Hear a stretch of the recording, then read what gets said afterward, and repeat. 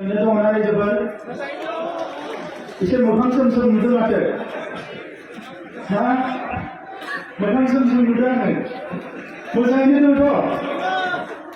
कैसे बोले मुझे नहीं समझ गया अच्छा আজিৰ এই বিশেষ অনুষ্ঠানত উপস্থিত হোৱা আমাৰ অসমৰ যুৱ মন্ত্ৰী very dynamic and energetic young minister Piyush Hazarika ডাঙৰীয়া আমাৰ মাজত উপস্থিত আমাৰ সকলোৰে শ্ৰদ্ধাৰ জ্যেষ্ঠ মন্ত্ৰী উৎসৱ ব্ৰহ্ম ডাঙৰীয়া তেজপুৰ লোকসভা সমষ্টিৰ সাংসদ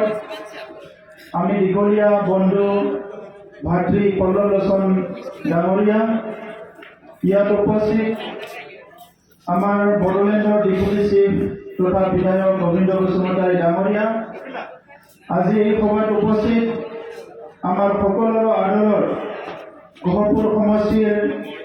আৰু বিশ্বনাথ সমষ্টিৰ বিধায়কদ্বয় MCLA সঞ্জয় চৰগিয়াৰী ডাঙৰীয়া আৰু আজিৰ এই বিশেষ অনুষ্ঠানটো আয়োজন কৰা আৰু এই বিশেষ যিটো কাম এইটো সম্পন্ন কৰা আমাৰ শোণিতপুৰ আৰু বিশ্বনাথৰ দুইজন আমাৰ মৰমৰ ডিপুটি কমিশনাৰ আৰু তেখেতৰ সতীৰ্থসকল আৰু মোৰ শ্ৰদ্ধাৰ গহপুৰবাসী ৰাইজ ইতিমধ্যে আমাৰ মন্ত্ৰী মহোদয়ে কৈছে কি আমাৰ সময় আজিৰ কাৰণে স্পেচিয়েলি বহুত কম বহুত কথা ক'ব লগা আছিলে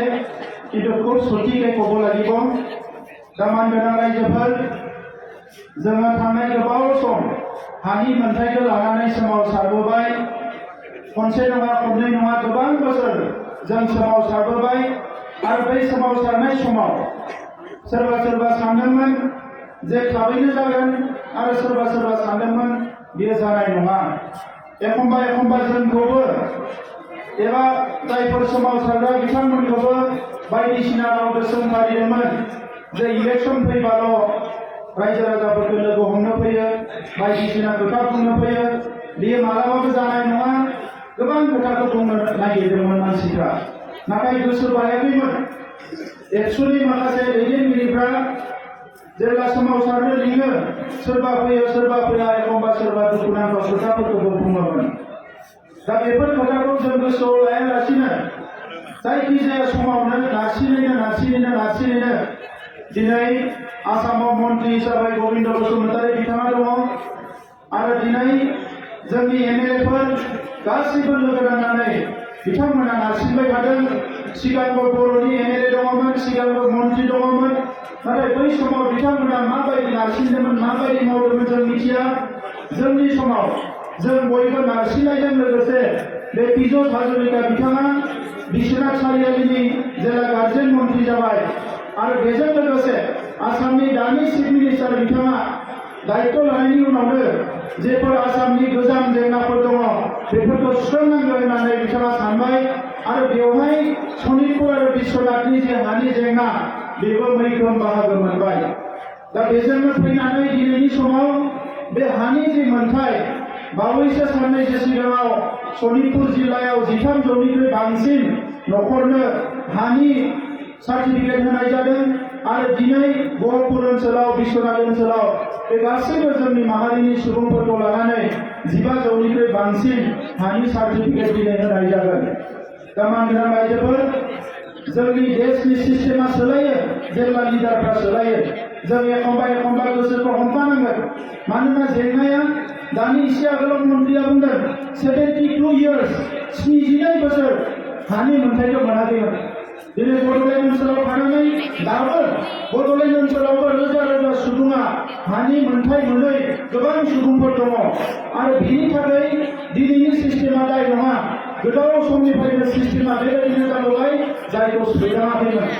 दा बेखौ सोदांनो थाखाय दानि चिफ मिनिस्टार बिथाङा गासैबो बिथिंनिफ्राय हाबा मावनायनि उनाव दिनै हानि मोनथाय गामि सोनाय फरायसालि कमिउनिकेट खालामनाय गुबुन गुबुन हाबाफारिफ्रा दिनै जागासिनो दङ दा दिनैनि बे समाव एबसुनि आफादगिरि दिपेन बर' आरो बिथांजों लोगोसे मिरु एबसुनि आरो जिल्ला एबसुनि दैदेनगिरि बिथांमोननोबो साबायखर बावनांगोन एनडिएफनि थांनाय समनि दैदेनगिरि बिथांमोनाबो जयै थाफानानै बेफोर मोनथायनि थाखाय सोमावसारदोंमोन बिथांमोनखौबो जोङो साबायखर बावनांगोन। दा मानगोनां रायजोफोर, दिनै जोंनि थाखाय मोनसे जारिमिनारि सान आरो बे सानाव जिखिनियाखि हानि मोनथायखौ मोनबाय आद्रा थालांनायफोरखौ जों मालाबाबो नागारा, बिथांमोननोबो थाबैनो हायोबा नैबे फैगौ 6 दाननि गेजेरावनो एबा नैबे बोसोरनि गेजेरावनो मेक्सिमामबो हानि मोनथाय होनायनि बेबस्थाखौ खालामलांबाय थागोन। आरो बिनि थाखाय चिफ मिनिस्टार बिथां पीयूष हाजरिका बिथां, जोंनि मन्त्रि आरो डिसि सानैबो बिथांमोननि थाखाय खेबसे गोबारै आफादनि थाखाय आं खावलायबाय। आरोबाव मन्त्रि बिथाङा बुंलांदों जे गासैबो थिगानो थायोब्ला गाबोन माबा मोनसे मोजां खौरां फोसावजाबावनो हानाय, जायनि थाखाय रोजा रोजा सुबुङा जिउ गारबाय। गहपुर ओनसोलावबो माखासे खास्रि बिस्रि जाथाया जालांबाय। बै समनि खास्रि बिस्रि जाथायफोरखौ नुनानै जेब्ला जों भारत सरकार आसाम सरकारजों रायलायो अब्ला खनले खनले जोङो गहपुर ओनसोलनि खोथाखौ सावरायदोंमोन। आरो जों जेब्ला थामथि गोरोबथाखौ खालामो जों बिथांमोनखौ बुंदोंमोन जुदि गहपुर ओनसोलखौ एबा जोंनि सानजाहा थानाय बे ओनसोलखौ जुदि जोंनि रायजोजों जोंनि ओनसोलजों दाजाबफायाबा जोङो बे गोरोबथायाव सागान होआ होननानै जों बुंदोंमोन। आरो लोगो लोगो भारत सरकार आरो आसाम सरकारा बेखौ गनायनानै लादोंमोन। नाथाय कभिडनि थाखाय जोंहा समा एसे गोलाव जाबाय,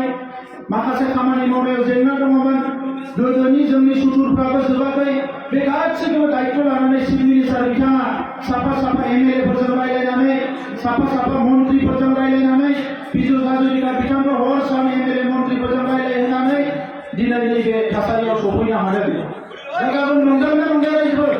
माबा मोनसे मोजां खबर फैयोब्ला गाबोन जोङो रंजानांगोन मोजां खबर फैयोब्ला।